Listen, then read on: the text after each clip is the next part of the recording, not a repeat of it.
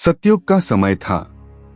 पृथ्वी पर धर्म अपने चरम पर था, पर अधर्म के छोटे छोटे बीज भी अंकुरित होने लगे थे। दक्षिण भारत के इक्ष्वाकु वंश में एक महान राजा हुए, राजा मुचुकुंद। उनका साम्राज्य इतना विशाल था कि उसकी सीमाएं उत्तर में हिमालय से लेकर दक्षिण में समुद्र तक फैली थीं।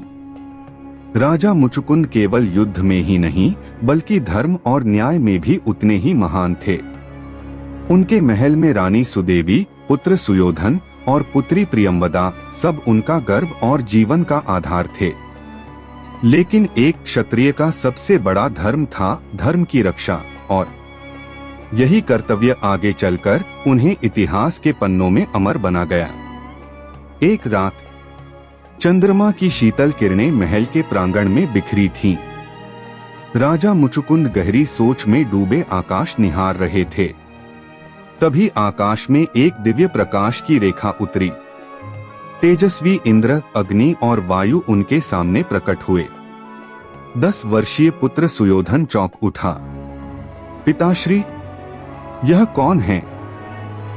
मुचुकुंद ने गंभीर स्वर में कहा, देवताओं के स्वामी इंद्र। इंद्र ने हाथ जोड़कर कहा, हे महाबली, हम आपकी शरण में आए हैं। मुचुकुंद की आवाज और आंखें अचंभित हो गई।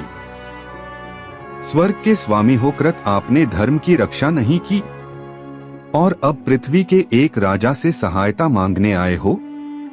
इंद्र ने लज्जा से सिर झुका लिया और कहा कि राजन, असुरों की शक्ति इतनी प्रचंड है कि हम हार के कगार पर हैं। यदि आपने हमारी सहायता न की तो अधर्म स्वर्ग पर अधिकार कर लेगा। कुछ क्षण के लिए महल में मौन छा गया। रानी सुदेवी की आंखों में चिंता थी। 5 वर्ष की पुत्री प्रियंवदा पिता के दूर जाने का समाचार सुनकर उनके पैरों से लिपट गई। दोनों बच्चे रोने लगे कि पिताजी, आप हमें छोड़कर मत जाइए। उनकी पत्नी ने अश्रुपूरित आंखों से राजा की ओर देखा। मुचुकुंद ने गहरी सांस ली। यदि धर्म संकट में है तो क्षत्रिय का धर्म है कि वह लड़े, चाहे प्राण जाए या परिवार छूटे। मैं साथ चलूंगा। राजा इंद्रदेव के साथ सशरीर स्वर्ग चले गए। स्वर्ग की रणभूमि आकाशीय गर्जनाओं और अग्नि ज्वालाओं से गूंज उठी।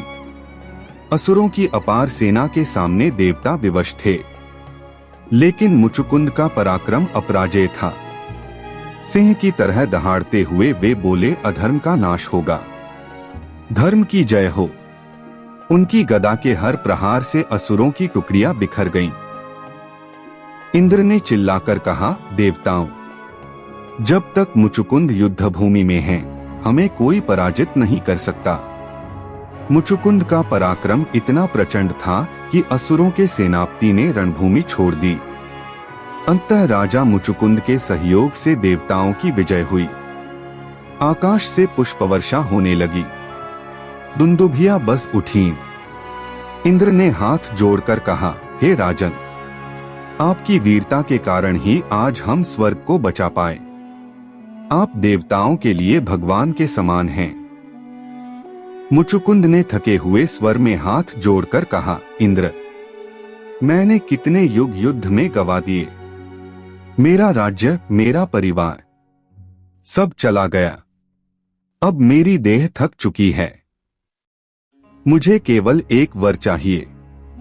इंद्र ने श्रद्धा से पूछा, कहिए राजन, आप जो भी चाहेंगे हम देंगे।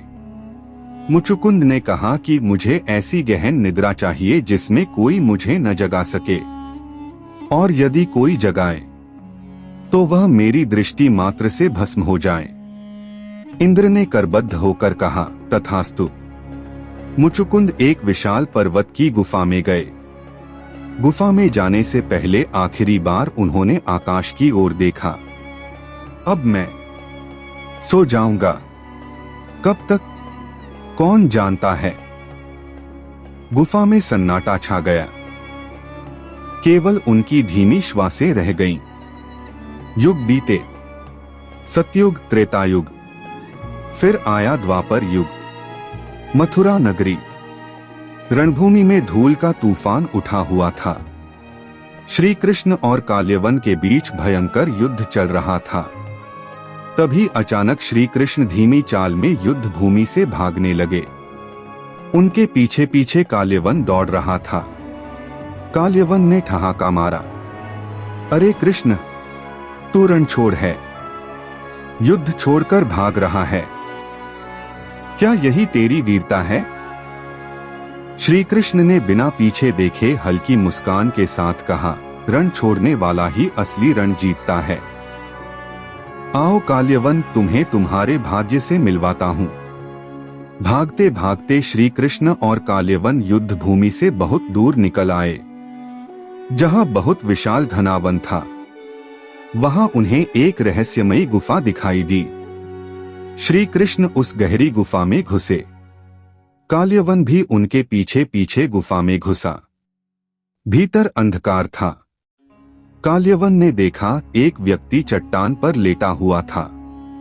काल्यवन ने कहा, यह कौन है? क्या कृष्ण डरकर यहाँ सो गया? उसने गुस्से में आकर उस सोए हुए व्यक्ति को ठोकर मार दी।